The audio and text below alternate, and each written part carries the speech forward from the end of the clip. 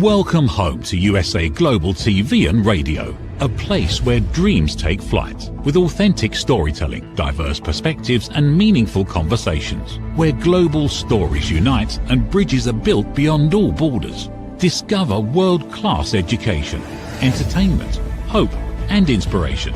Together, we're building bridges worldwide. Subscribe to our channel, USA Global TV. Download our app, USA Global TV. Be our guest or join our team. Visit usaglobaltv.com. Thanks to our founder and executive producer, Dr. Jacqueline Kerbeck. Music score by Yeffy Tang from Cloud Road Music. Voiceover artist Mike Porter. Creative direction by Paul Garcia. USA Global TV and Radio. Your home for global connection. All rights reserved. This video and its contents are the exclusive property of USA Global TV and Radio. Unauthorized use, duplication or redistribution in any form is strictly prohibited. Why do we keep doing the things we promised ourselves we'd stop doing? The fear that makes no sense, the habit that survives every ounce of willpower we throw at it, the reaction that arrives before we've decided to have it.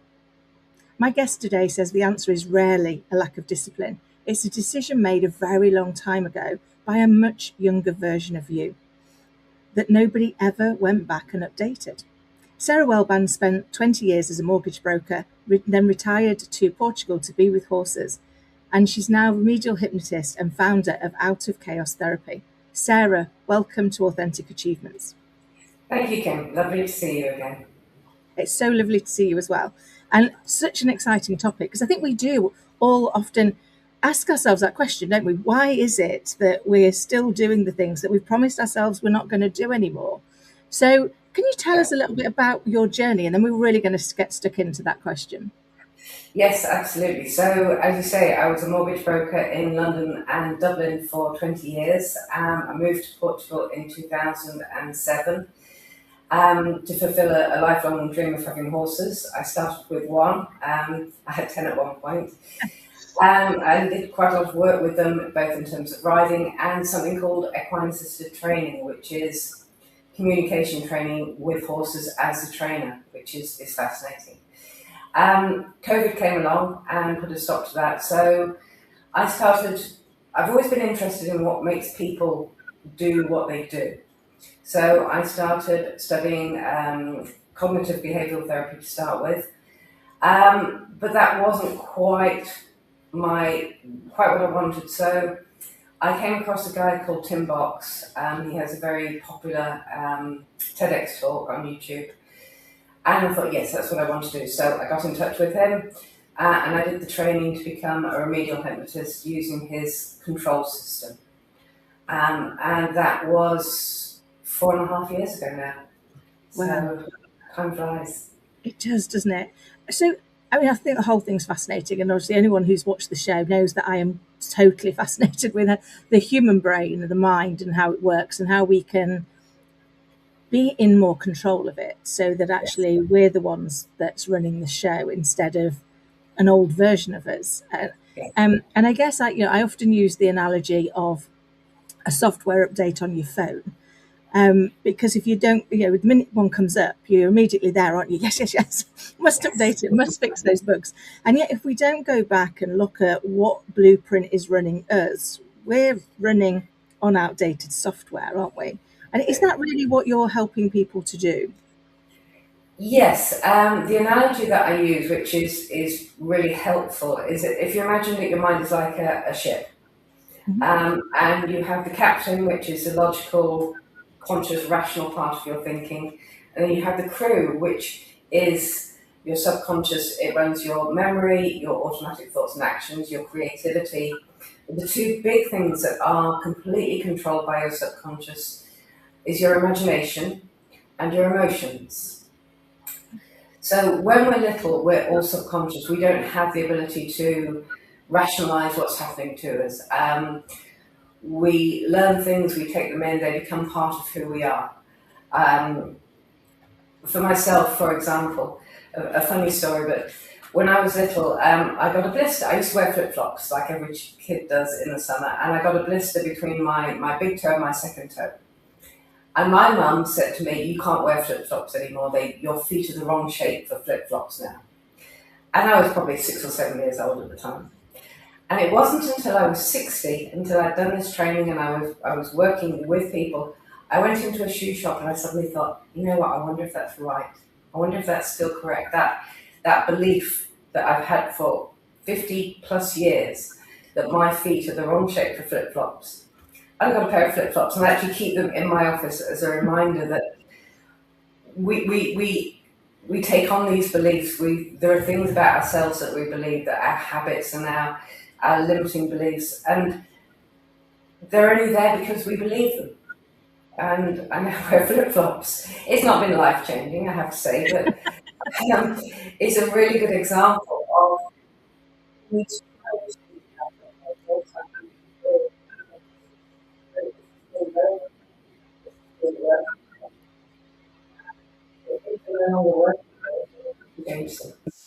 we're born with two beliefs, two fears. The fear of being dropped and the fear of loud noises. Anything else that we learn along the way, and anything we can learn, we can unlearn. I love that. I had to smile about the flip-flop piece because every year when I move into flip-flops, I get that same blister. But that's just the passage of the summer, you know. It's like it's going to be there a week, and then we'll be best of friends again. But I love that piece around that. You know, we don't come with all of these fears. We learn them, don't we? We create them, but then we absolutely believe in them and repeat them to ourselves. And somebody explained it to me once, a little bit like a car running down a track. So, you know, if it makes tracks in the snow, and if it keeps going the same thing, the tracks get deeper. And that's kind of almost how our beliefs become ingrained. We keep repeating them to ourselves. Would that be correct? Yes. The human brain loves repetition. It loves to know what's coming and it loves to know what's happening next. And we think we're very sophisticated, but we are still living in the cave. And in the cave, we knew we had to hunt for a certain amount. We had to protect ourselves. Your subconscious mind has two roles. One is to keep you safe, and two is to keep you happy. Now, sometimes we do things that aren't inherently safe. We jump out of planes with bags on our backs. We ride fast horses. We drive fast cars. But those things make us very happy. So we can override the protection element for the happiness element. Yes, we are very much creatures of habit. I think it's something like 90% of the things that we do every day are the repetition of the day before. Yeah. So once your subconscious decides a particular strategy, a particular way of being is the way to go, then it takes an awful lot to persuade it to do something else. And it's not objective. It doesn't say, well, drinking a bottle of wine every night is not good for us. We know that. The subconscious goes, yeah, but it makes us feel good. It gets rid of the tensions of the day. It allows us to forget about all the things that are making us unhappy. Okay, so a really good example of the captain or the crew is that when we're little and we are grumpy or we're tired or we are unhappy about something, often happiness comes in the shape of a biscuit. Biscuits, when you're a kid, often just solves every problem. So a little part of the subconscious will go, right, biscuits equal happiness. When we're unhappy, have a biscuit. So when we get to our 20s and our problems aren't the problems of a child, they are work-related problems or relationship problems or financial problems, that part of the subconscious goes, I know what will make you happy, a biscuit. A biscuit hasn't made you happy, have another one, have the whole packet. And all of a sudden, you were talking about willpower early on, that act of not having willpower is not something that's trying to hurt you, it's your subconscious doing what it thinks is necessary to make you happy. But it's not been updated. As you say, we've not got the right software in place to say, actually, biscuits aren't the answer to the fact that I'm overdrawn. Yeah, I love that, because we often do, don't we? We have that wrong reward mechanism. Yeah, exactly. And then we know it might be harming us, but as you say, it makes us temporarily happy. So we Yes. kind of like almost become our own worst enemy. Like we Yeah. um, and then that that leads us to thinking we're doing everything wrong, when actually what we need to do is go and visit that belief and go, do I still believe it's true? Yes. I've had so many over my life that I genuinely believe them to be true. And I live my life with those blueprints. And now I go back and I look at them and I'm like, yeah, why did you believe that? Why did you let yourself? But I didn't know. Absolutely. Yeah. And people don't know, that there are so many things that a lot of people, I am one of them. If there's a conflict situation going on, I find it very difficult to talk. I go very quiet and my mind will go blank. And a lot of that is because my mother was a champion shouter. And, I learned very early on that the best way to resolve this situation quickly was not to say anything at all, is to keep quiet.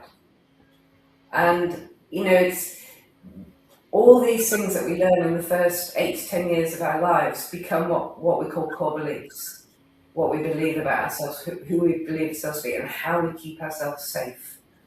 So going back to the premise that your subconscious is there to keep you safe, to keep you happy, most of the things we do are trying to fulfill that brief, but they're not relevant anymore. Yeah.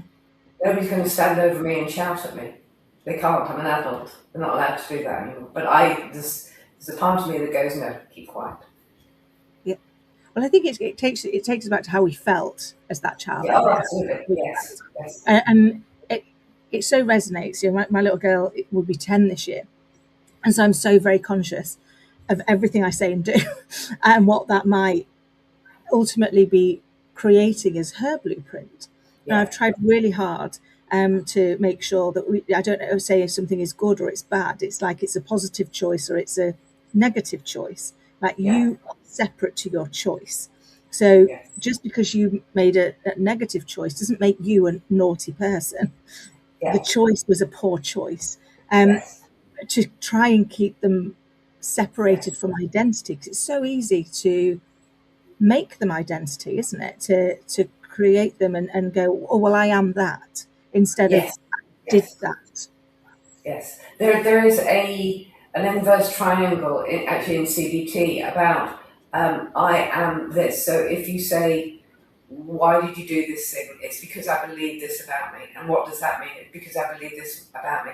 And at the bottom of all of these, when you get right to the bottom, is I am not enough. I'm not clever enough. I'm not sporty enough. I'm not tall enough. I'm not pretty enough. I'm not whatever it is. You get right to the bottom, I'm not enough. And that's what so many people fear. A lot of them don't articulate it, or they will come through in behaviours or habits or self-sabotage. If you don't progress up the career ladder, you can't fail, and then you can't be identified as, well, you were never good enough. So people keep themselves in bad relationships, in job, in situations that fundamentally make people unhappy, because the risk of being the risk of failing in something else is too great. So there is. I think the other thing with children as well is everything is a learning experience, and with adults, we're learning all the time.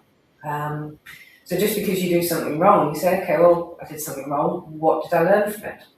Or what changes do I make the next time I do it? So doing things wrong is an opportunity.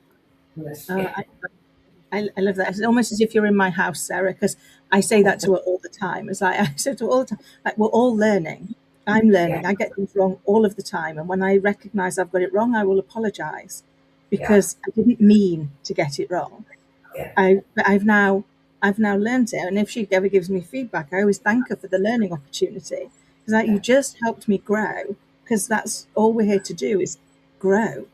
And it doesn't stop the fact that I will love you with my whole heart always, and you are enough exactly as you are. And I think that was because the you're not enough, the I'm not enough specifically, was something that really resonated for so many years. That was my, whatever happened, oh, it's because I'm not good enough. And I expect that, and that's okay, because at least I know that, Yes. and therefore I'm not stupid. Because I knew I wasn't enough. I knew I shouldn't have done that. I knew I wasn't good. So I can see how it pulls all of that fear. And I've spent the last 9 years kind of working through all of those bits and unpicking those beliefs to make sure that I didn't make them Scarlett's beliefs inadvertently. Because if I hadn't done the work, that could leak out all over how I parent her. But I think it's also important for her to know that we're all imperfect. We will all make mistakes. She'll make mistakes. And some of them will be important, most of them won't, but some will be important, but it's okay. Absolutely. One thing that I say with all my clients is that once we've worked together and we've resolved the problem, what I want them to be able to do is wake up every morning and go, I'm happy to be me. Yeah.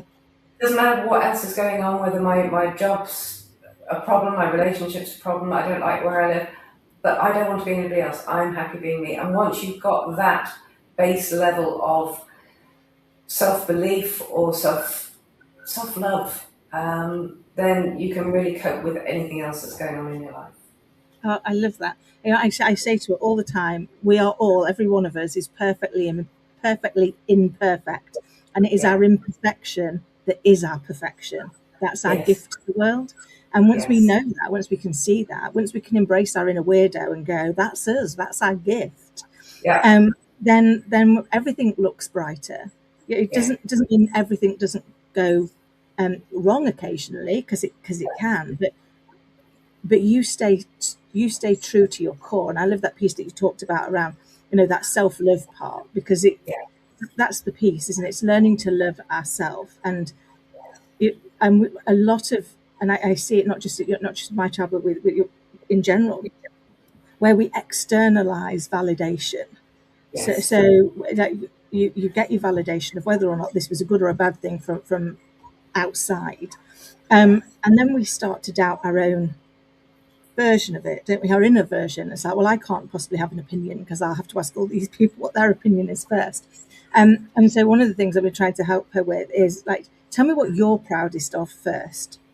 Then I'll tell you what I'm proud of. But work out first what made you proud, what made you happy, why did it feel like that? Let's build some emotion around that, so that hopefully that becomes a really strong belief, because you felt it, you sensed it, you could experience it. But it starts with you, not with me. So, and the funny thing is that when you think of Scarlett as a baby, she was never anxious. She was never lacking in self-confidence. She was never worried about what people would think about her. Babies are completely self-absorbed. They have to be for their protection, for their to be able to survive. A baby will crawl buck naked into a room full of adults and won't cover themselves up. They'll just sit and laugh at them. So again, all these things, all these ways that we think about ourselves, people come to me and say, I've been anxious all my life. Okay, I think you weren't as a baby. Babies aren't generally anxious. They want to be fed, they want to be cuddled, they want to be changed, they want everything, they're completely egocentric. The whole world revolves around a baby. It's, and you could never bring Scarlett up in a bubble of complete self-belief, and you probably wouldn't want to, because self-belief, self-doubt, self-awareness is all about that learning process. That's so true, and it so resonates. Having seen Scarlett's growth from baby to now, and also my own growth from having gone back and looked at kind of what needed to be revisited. What I'd loved for us to get into, we're about to go to a short commercial break, but when we come back, I'd really love for us to get into what it feels like to work with you, and to address any of those concerns people have when they hear the word hypnotherapy. So when we come back, we'll be getting straight into that, and in a few seconds we'll be heading to our commercial break. Okay, lovely. How much of your value have you been giving away? saying yes when the answer should have been no, lowering your price to secure the opportunity, giving more while receiving less. Over time, it adds up. Until one moment brings clarity, you've been giving away your value. This is not about working harder. This is not about doing more. It's about boundaries. It's about pricing. It's about respect. From Dr. Jacqueline Kerbeck comes a direct and necessary message. Stop over-delivering. Stop underpricing your expertise. Stop negotiating against yourself. Because when you recognize your value, everything changes. Stop giving away your value. Boundaries, pricing, and the business of respect. Available now wherever fine books are sold and on Amazon. A film by USA Global TV and Radio. Executive producer Dr. Jacqueline Kerbeck. Videographer and cinematic production Paul Garcia. Voiceover by Ed Wargas. Stop giving it away. Start owning it. Welcome back. And I'm excited to carry on with the next in-depth part of how do we learn to unlearn those beliefs that are driving us without us knowing. So, Sarah, welcome back. Thank you. And before the break, we were chatting about the fact that the next part we're going to dig into, actually, how does it feel to work with you? What's the experience like? And can we dispel some of those myths, concerns, beliefs around what hypnotherapy does and what it doesn't? Okay, absolutely. So when people think of hypnosis, the first thing that normally comes to mind is stage hypnosis, where people are sitting on a stage and they're pretending to be Elvis, or they think they're a chicken or something like that. And it's great entertainment. It's not great as an advert for the industry. Hypnotherapy, on the other end of the scale, is where people would lie down on a couch and they'd be put into a hypnotic trance, and then the hypnotherapist would talk to their subconscious and try to change their behaviours whilst they are effectively asleep. It's not exactly asleep, but as far as they're concerned. What I do is something different. The guy who trained me, Tim, was a very good hypnotherapist, but he realised that you actually didn't need the trance element to achieve the same results. Okay. And from a practical point of view, if you and I are having a conversation, and I'm having a conversation with your subconscious, but you are awake, you are listening, you are aware of everything that's going on, and for some reason the conversation, let me give you an example. I was working with a lady who wanted to stop smoking, and we'd gone through why it was necessary, why it was a good idea, and the subconscious at the last minute said no. So I was able to say to her subconscious crew, put into her conscious mind what the objection is, why you're not prepared to do this when you know it's the right thing to do. And she suddenly said, well, I'm going to get fat, aren't I? I'm going to put on weight. So her subconscious had said, well, no, we prefer to smoke rather than to be overweight, because we prefer our current pattern to a different habit.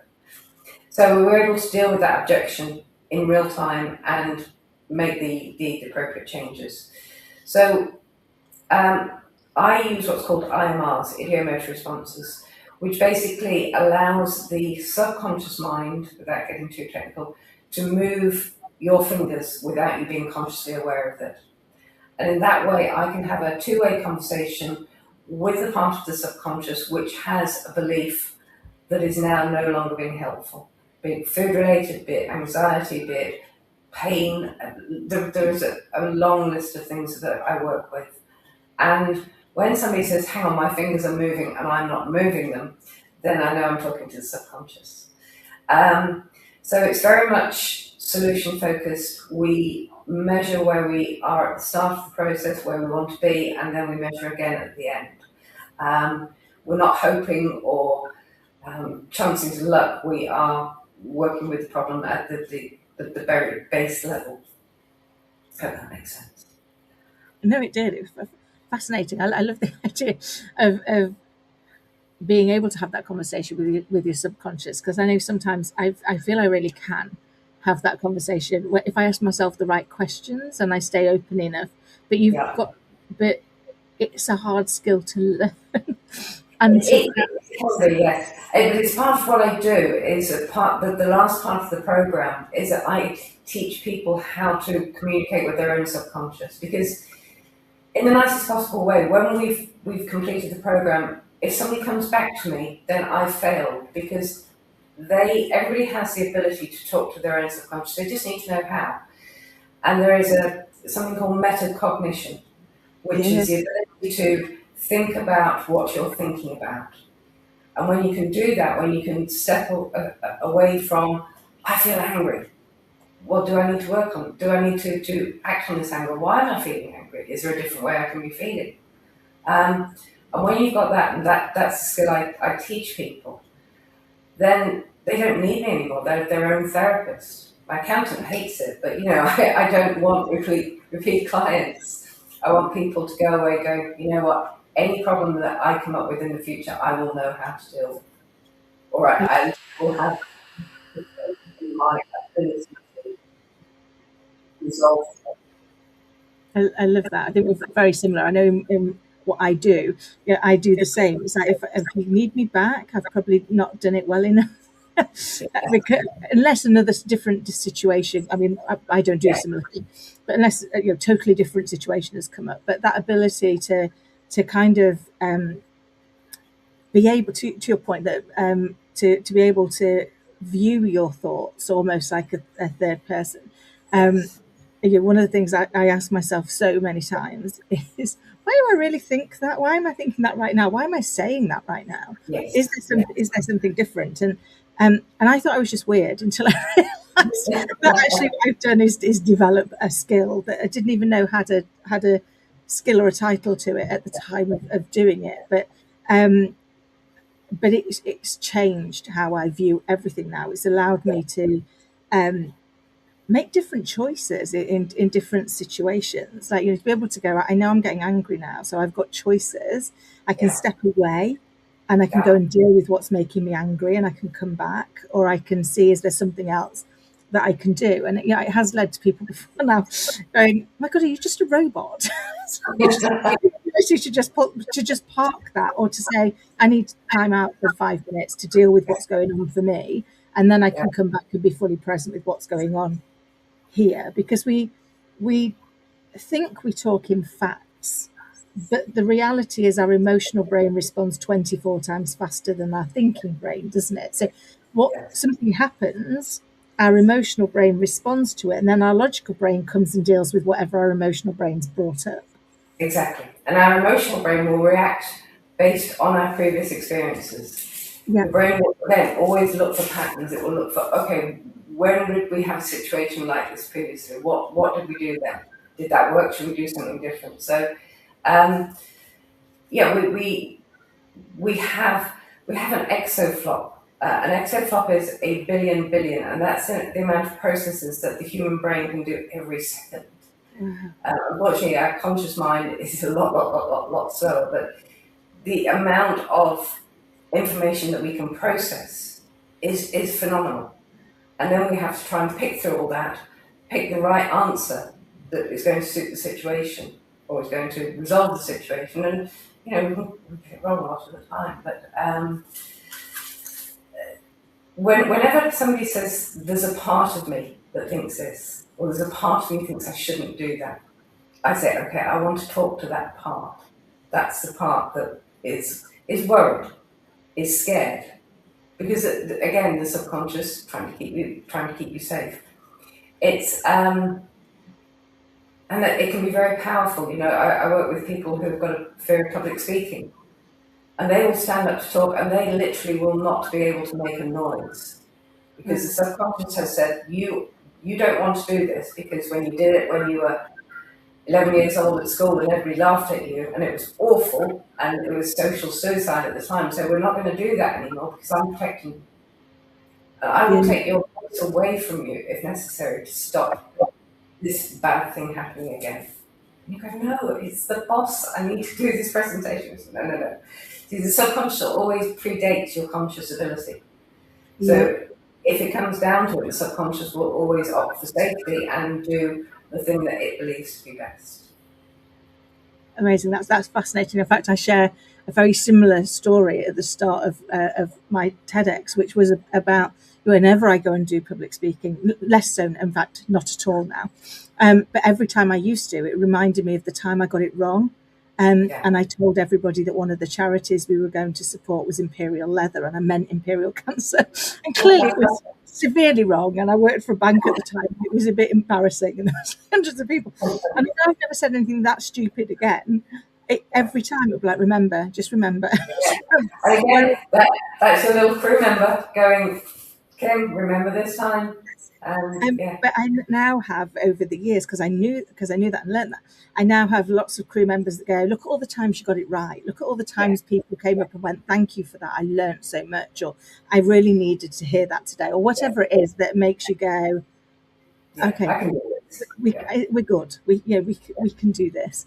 But it's learning those bits, isn't it? And sometimes it's having somebody external to us to help us on that journey, because if we try and do the journey solely on our own, our little helper wants to keep us safe, starts to trip us up. Yeah. Would that be fair? Because we don't know which parts to believe and which parts not to believe, because again, the subconscious will always go for safety, and it will always go for what it knows. So imagine if you're stuck in a muddy puddle, and you're up to your knees in mud, and you're going, I need to make an effort to get to the bank. I need to make an effort. And your subconscious is going, well, we're all right here. We don't need to do any work. We can't see a reason why we actually need to move. That moving is going to take effort. Whereas your conscious mind is going to, but I need to get to the bank. So you can have that mismatch of what you know that you want, give up drinking, for example, or not, deal with your anxiety or resolve your trauma, and the subconscious go, no.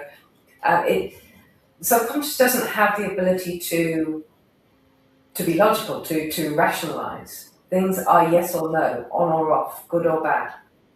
And when I come along and say, okay, that thing that you think is good, was good, isn't good anymore, it is now bad. It's now holding this person back. You need to change it, or you need to stop it.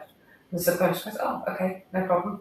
And that's why the work that I do is generally completed within 3 sessions, because we're not having to persuade, we're not having to make a whole argument about why we need this change. We just need this change. That's all the subconscious needs to know. It goes, okay, change made. I love that. It's fascinating. I think that, we know so little about the mind and the brain in comparison to what it's actually capable of doing, and yet every time we learn something new, it blows my mind about just how amazing the bit we do know is. And I think for me, the bit I love about what we're learning about the brain is it works for everyone.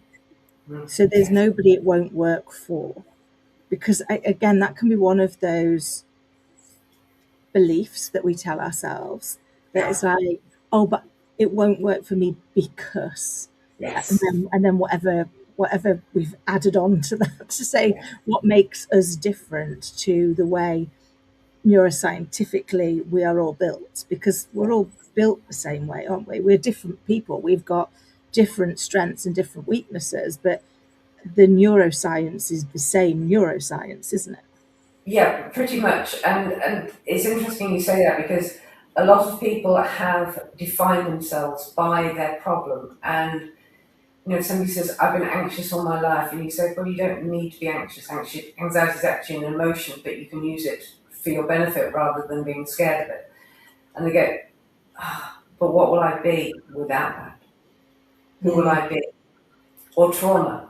Some people will define themselves by something that happened that they can't leave alone, but it's comfortable almost. It's almost part of their makeup. And they go, I actually worked with a guy, his videos on my website, and he was quite disorientated afterwards, because, well, without this thing, this awful thing, but it's been part of me for so long, who am I? What do I do now? And so we had to do some sessions on getting used to being without the bad thing. My own subconscious just reminded me when I had laser surgery for my glasses, to remove glasses, or to not wear glasses. And for a few days afterwards, I had to take the lenses out and actually have the glasses on my face because I felt so weird without this furniture on my face. So, we the bad things that have happened to us, or the past was, or not no longer serving us, can still provide us with an identity. Yeah, And that makes moving that can be challenging.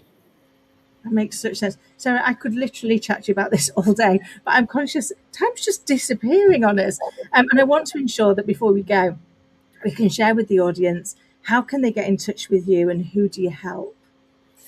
Okay, so I don't have a particular group of people I help. I will try to help everybody. But what I would do is get in touch with me at outofchaostherapy.com. I always start with a free conversation, either just a quick 15-minute chat and then a full conversation, or a full 60 minutes to start with. I want to invest in people to make sure that I can help them before they have to even decide whether they want to proceed. Really important. And I also offer a money-back guarantee. If we have 3 sessions and we don't achieve the changes that we set out in session 1, then I'll give a full money-back guarantee. It doesn't sit right with me to work with people and not make the changes and still charge the money. So I will always have a chat with anybody about anything, and even if we can't work together, I can promise that the person will know more about themselves at the end than they did at the start. So everybody listening and watching, there is no downside to picking up and having a conversation, because at the very worst you'll learn something more about yourself. Would that be fair? Yeah, absolutely. And is there one final fear that you think is worth sharing with people that might be stopping them from sending that email to you, sending you that message, connecting with you on a social?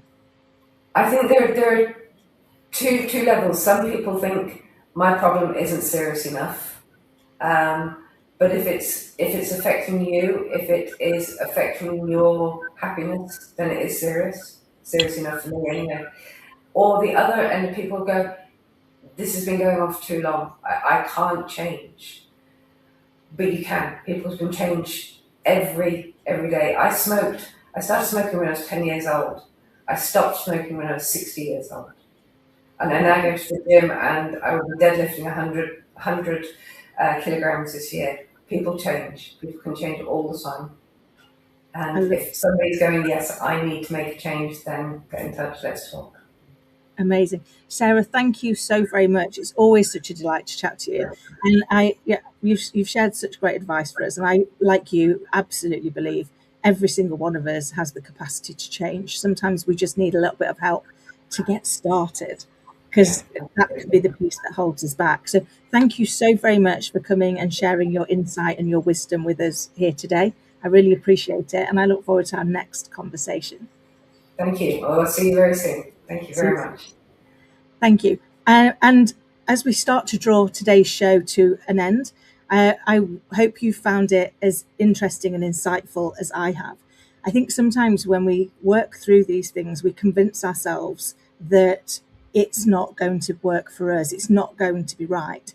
And yet, actually, sometimes we just need to ask a different question. That's one of the things I do now for my career, is help boards and CEOs to ask better questions, to understand, where is it that I need to be more curious? Where is it that I've got a belief that perhaps needs working on? So if that's something that resonates for you, then please do get in touch. I'd be happy to help. And as we are about to now leave until the next fortnight, I'd leave you one piece, which is ask yourself a really curious question about, what is it that would really make you happy? And sit with it. It sounds really weird, but I promise you, it will be a real game changer for you. Because when you just sit with it, you allow other parts of your mind, your subconscious mind, to spring to life and share with you the dream that is yours. that it doesn't want to let go of. Until next time, take care. What if many of the problems we associate with aging are not random?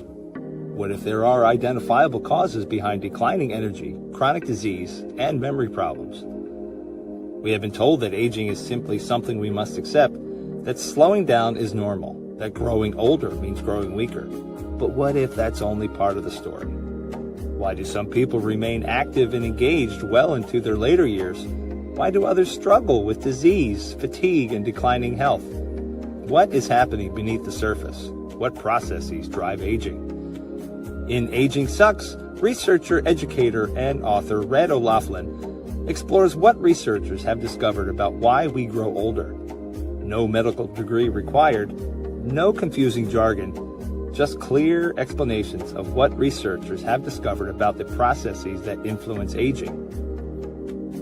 You cannot stop aging, but understanding its causes may help you make better decisions about your health, your future, and your quality of life. Because understanding comes before action. Action creates hope. Aging sucks. End the guesswork. There is hope.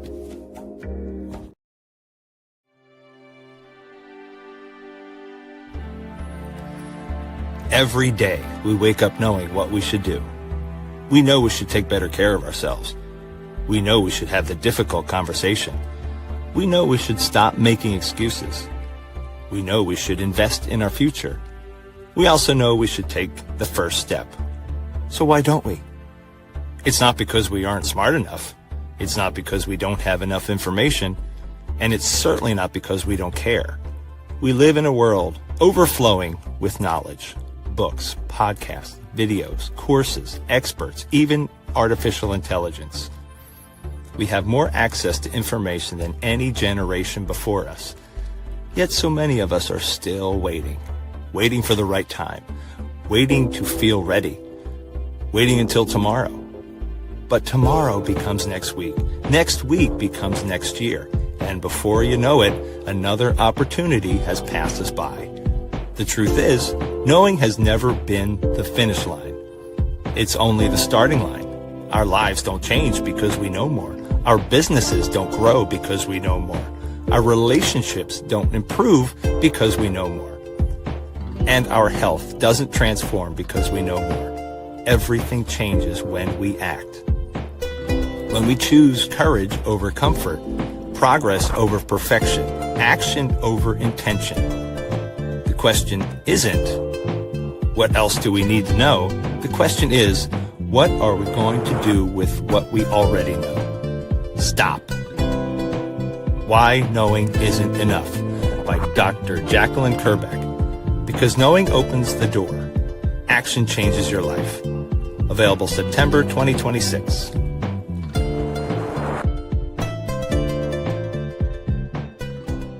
Thank you, viewers and listeners of USA Global TV and Radio, for joining us today. We're honoured to have your time and attention as part of our global community. At USA Global TV and Radio, we believe in the power of authentic conversations, meaningful connections, and creating a world of possibilities together. Want to be part of something bigger? Join our team of elevated listeners at usaglobaltv.com, a space where your voice matters and your ability to listen transforms relationships. Stay connected with us across all our platforms for thought-provoking discussions, expert insights, and empowering stories. Subscribe to our channels at youtube.com/c/USAGlobalTV. Follow us on social media and explore the endless opportunities we're creating for growth, learning, and inspiration. Together, we're not just broadcasting, we're building bridges and changing lives one conversation at a time. For inquiries, contact us at info@usaglobaltv.com. Produced by Executive Producer and Director Dr. Jacqueline Kerbeck. Voiceover by Mike Porter. Creative direction by Paul Garcia. All rights reserved. Visit usaglobaltv.com to view our full terms and conditions.